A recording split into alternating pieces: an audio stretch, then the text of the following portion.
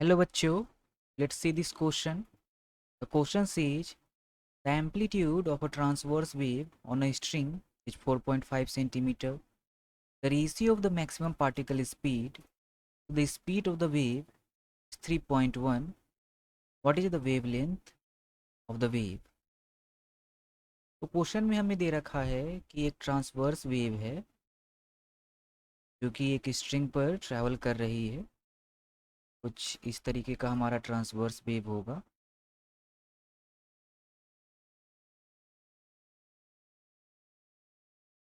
की एम्पलीट्यूड दे रखी है 4.5 सेंटीमीटर। तो एम्पलीट्यूड क्या होता है?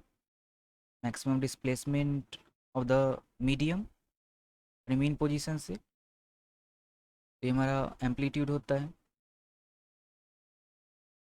हमें कहा गया है कि the ratio of the maximum particle speed to the speed of the wave is 3.1। यानी अगर हम मैक्सिमम पार्टिकल स्पीड को भी पार्टिकल से डिनोट कर ले और स्पीड ऑफ द वेव को भी डब्ल्यू से डिनोट कर ले, तो हमारा ये वैल्यू दे रखा है 3.1। V particle divided by V W हमें दे रखा है 3.1। तो हमें फाइंड आउट करना है कि वेवलेंथ लैम्डा जो वेव का है वो क्या है।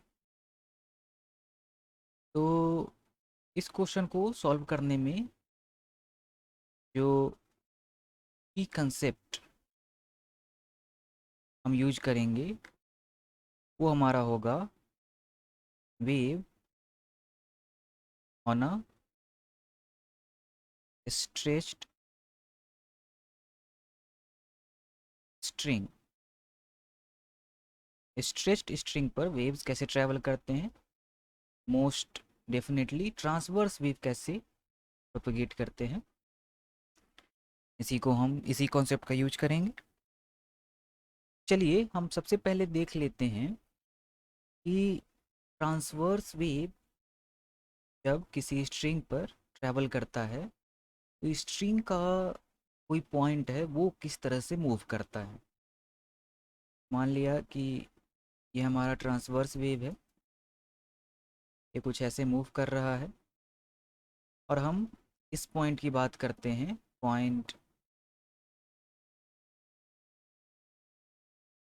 इस पॉइंट की बात करते हैं जो पॉइंट सबसे ऊपर है, इसको हम मान लेते हैं पॉइंट ए।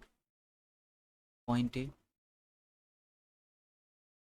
जो कि स्ट्रिंग पर है, और जो ये हाईएस्ट पीक पॉइंट है, इस पीक पॉइंट को हम नाम ले लेते हैं पी।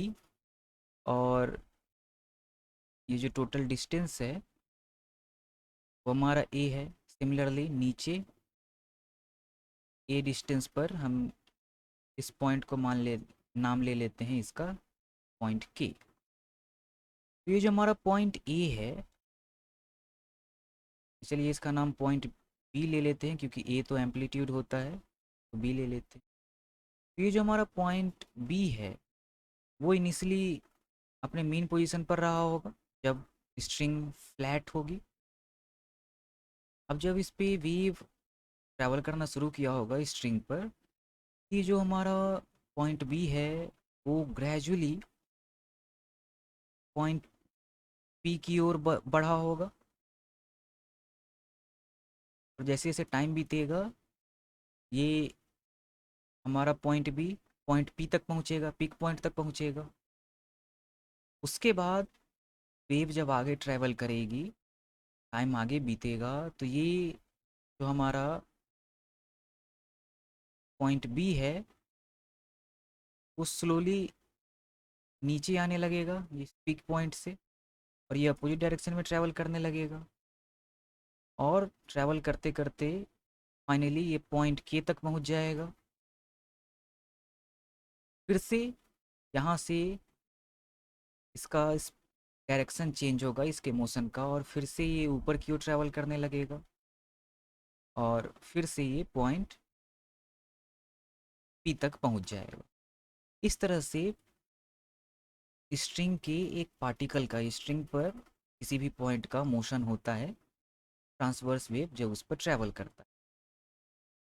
और जो मैक्सिमम स्पीड होता है पार्टिकल का, वो गिवन हो, वो हम फाइंड आउट करते हैं। उसका फॉर्मूला होता है E max of the particle, ये हमारा होता है ए मल्टीप्लाइड बाय ओमेगा, जहाँ पर ए हमारा है एम्पलीट्यूड और ओमेगा हमारा है एंगुलर फ्रीक्वेंसी। और एंगुलर फ्रीक्वेंसी ओमेगा, इसकी वैल्यू होती है 2 पाई एफ, जहाँ पर एफ हमारा होता है नॉर्मल फ्रीक्वेंसी, हमारी लीनियर फ्रीक्वेंसी होती है। तो इस इक्वेशन का यूज करके, एंगुलर फ्रीक्वेंसी का इक्वेशन यूज करके, हमारा velocity of the particle of the medium, ये हो जाएगा वेलोसिटी ऑफ द पार्टिकल हो जाएगा ए मल्टीप्लाइड बाय 2 पाई एफ, ये हमारा हो जाएगा 2 पाई ए एफ। अब velocity of the wave V W, ये तो हम जानते हैं, ये होता है हमारा frequency multiplied by wavelength F lambda. और क्वेश्चन में हमें दे रखा है कि particle divided by speed of wave, speed of wave, ये है इक्वल टू 3.1 के। चलिए वैल्यूज पुट कर लेते हैं। तो हमारा हो जाएगा स्पीड ऑफ द पार्टिकल, ये हमने फाइंड आउट किया है 2 pi a F divided by speed of the wave, ये हमने फाइंड आउट किया है एफ लैम्डा। तो एफ को डिवाइड कर लेगा, यहाँ से लैम्डा वेवलेंथ की वैल्यू हो जाएगी 2 pi multiplied by A divided by 3.1, और पाई की वैल्यू हम रख लेते हैं 3.14,